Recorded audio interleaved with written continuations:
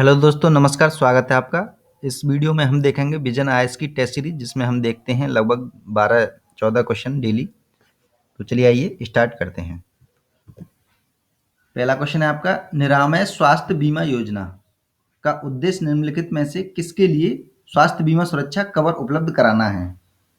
तो ऑप्शन है आपका असंगठित क्षेत्र के लिए, सरकारी अस्पताल में काम करने वाले डॉक्टर और नर्स के लिए, वरिष्ठ नागरिकों के लिए। इसका आंसर जो है ऑटिज्म, सेरेब्रल पाल्सी, मानसिक मंदता तथा बहुविकलांगता से पीड़ित व्यक्तियों को जो है स्वास्थ्य बीमा उपलब्ध कराना है। तो ये ध्यान में रखना है आपको। ऑटिज्म आएगा इसमें, सेरेब्रल पाल्सी और मानसिक मंदता और बहुविकलांगता से पीड़ित व्यक्तियों को इसमें बीमा में कवर करा जाएगा। बहुत ही इंपॉर्टेंट है ये। देखिए दूसरा क्वेश्चन है, हाल ही में सुर्खियों में रहा स्कॉर्पियन लीक निम्नलिखित में से किससे संबंधित है? लड़ाकू विमान, युद्धक हेलीकॉप्टर, पनडुब्बी जिसे सबमरीन बोलते हैं, मानव रहित विमान। तो इसका जो आंसर है ये एक स्कॉर्पियन लीक जो है पनडुब्बी है, सबमरीन। तो ये थोड़ा सा ध्यान में रखना है, आ जा रहे हैं ऐसे क्वेश्चन करंट में। देखिए सामाजिक, आर्थिक और जातिगत जनगणना जो हुई थी 2011 में के संदर्भ में निम्नलिखित कथनों पर आपको विचार करना है। पहला स्टेटमेंट है आपका, इसका उद्देश्य ग्रामीण तथा शहरी घरेलू क्षेत्र की आर्थिक स्थिति के संदर्भ में विश्वसनीय सूचना प्रदान करना है। दूसरा स्टेटमेंट है आपका, इसमें निर्धनता के आकलन के लिए तेंदुलकर पद्धति का प्रयोग किया गया है। तीसरा स्टेटमेंट है, इसका संचालन सांख्यिकीय एवं कार्यक्रम कार्यान्वयन मंत्रालय द्वारा किया गया था। तो इसका जो आंसर है वो केवल पहला है, यानी कि इसका उद्देश्य ग्रामीण तथा शहरी क्षेत्र की आर्थिक स्थितियों के संदर्भ में विश्वसनीय सूचना प्रदान करना है, ना कि गरीबी वगैरह की, निर्धनता के लिए तेंदुलकर समिति वगैरह का। और इसके लिए अलग से मंत्रालय है, सामाजिक आर्थिक जातिगत जनगणना के लिए जो है तो वो करता है, ना कि कार्यान्वयन मंत्रालय। तो चलिए आइए नेक्स्ट देख लेते हैं।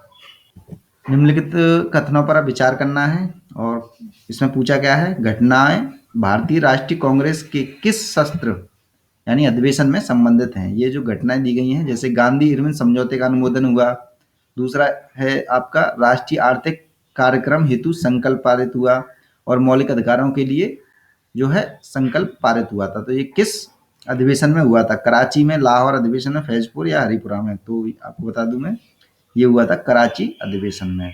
कराची अधिवेशन आज आप पढ़ लीजिए, 5 मिनट में आप पढ़ लेंगे बुक से, या आपको विपिन चंद्र की बुक में मिल जाएगा, आपके पास होगी।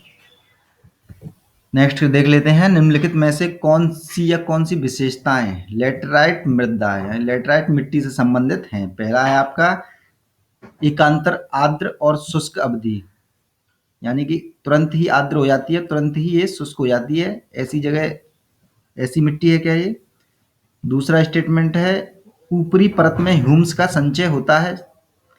तीसरा स्टेटमेंट है, मृदा की सतह के निकट सख्त लोह परत यानी आयरन क्रस्ट का निर्माण होता है। तो मैं आपको बता दूं इसका आंसर पहला, ये एकदम से आर्द्र और शुष्क अवधि में एक तरह से पाई जाती है ये, और इनमें ह्यूम्स का संचय कम मात्रा में होता है। तो दूसरा स्टेटमेंट जो है गलत हो जाता है, तीसरा बिल्कुल सही है, आयरन क्रस्ट का निर्माण हो जाता है इसमें। तो आंसर है 1 और 3। लीन मैन्युफैक्चरिंग कॉम्पिटिटिवनेस स्कीम, इसे आप अच्छे से ध्यान में रखें, किस संदर्भ में निम्नलिखित कथनों पर विचार करना है? पहला स्टेटमेंट है, यह राष्ट्रीय विनिर्माण प्रतिस्पर्धा कार्यक्रम यानी नेशनल मैन्युफैक्चरिंग कॉम्पिटिटिवनेस प्रोग्राम एनएमसीपी का एक भाग है। दूसरा स्टेटमेंट है, इसे नीति आयोग द्वारा आरंभ किया गया है। तीसरा स्टेटमेंट है, इसका लक्ष्य अपशिष्ट में कमी करके एमएसएमई, लघु और सूक्ष्म मध्यम उद्योग जो हैं उन्हें कहते हैं एमएसएमई, की समग्र उत्पादकता में सुधार करना है। तो इसका जो आंसर है वो दूसरा गलत है, इसे नीति आयोग ने प्रारंभ नहीं किया है, बस ये ध्यान में रखना है थोड़ा सा। और पहला और तीसरा स्टेटमेंट जो है बिल्कुल सही है। नेक्स्ट देख लेते हैं, हाल ही में सुर्खियों में रहे क्लाउड लेपर्ड के संदर्भ में निम्नलिखित कथनों पर विचार करना है। तो इसमें से जो आंसर है डायरेक्ट देख लेते हैं, तीसरा इसमें जो है सही है। तो तीसरा है क्या, ये आईयूसीएन की रेड लिस्ट में क्रिटिकली इंजर्ड यानी गंभीर रूप से संकटाग्रस्त के रूप में वर्गीकृत किया गया है। और जो सही नहीं है 1972 की अनुसूची 1 के तहत ये विधिक संरक्षण प्राप्त नहीं है, ये ध्यान में रखना है। और ये मुख्य रूप से विश्व के शीतोष्ण, ये जरूरी नहीं है शीतोष्ण, ये सभी जगह एक तरह से पाए जाते हैं, उष्ण उष्ण क्षेत्रों में भी ये पाए जाते हैं, तो ये ध्यान में रखना है।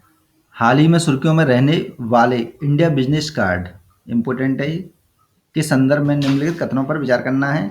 स्टेटमेंट पहला है आपका, ये बिम्स्टेक देशों के व्यवसायियों को जारी किया जाता है। दूसरा स्टेटमेंट है, कार्ड धारक एक मल्टीपल एंट्री बिजनेस वीजा पाने के पात्र हैं। तो इसमें से जो सही है वो दूसरा स्टेटमेंट बिल्कुल सही है, पहला आपका गलत है, ये बिम्स्टेक के व्यवसायियों को जारी नहीं किया जाता।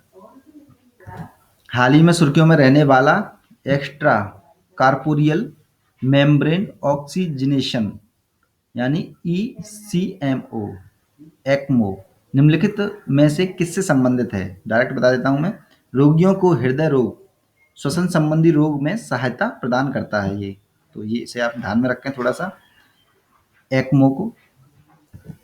भारत स्थित जो है न्यूट्रिनो ऑब्जर्वेटरी परियोजना के संदर्भ में निम्नलिखित कथनों पर विचार करना है। पहला स्टेटमेंट है, यह इसरो द्वारा स्थापित की जाने वाली एक भूमिगत प्रयोगशाला है। दूसरा स्टेटमेंट है, यहाँ डार्क मैटर की खोज से संबंधित प्रयोग किए जाएंगे। तीसरा स्टेटमेंट है, यह तमिलनाडु के बोधी बेस्ट पहाड़ियों में अवस्थित है। तो इसका जो आंसर है वो आपका दूसरा और तीसरा है सही बिल्कुल, और ये पहला जो है गलत है।